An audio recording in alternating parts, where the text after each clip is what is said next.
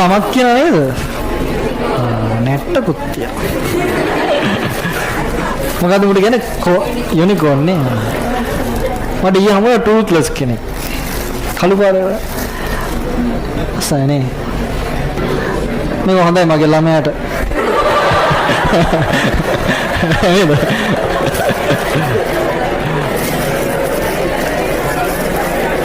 බබාට දෙන්නම්.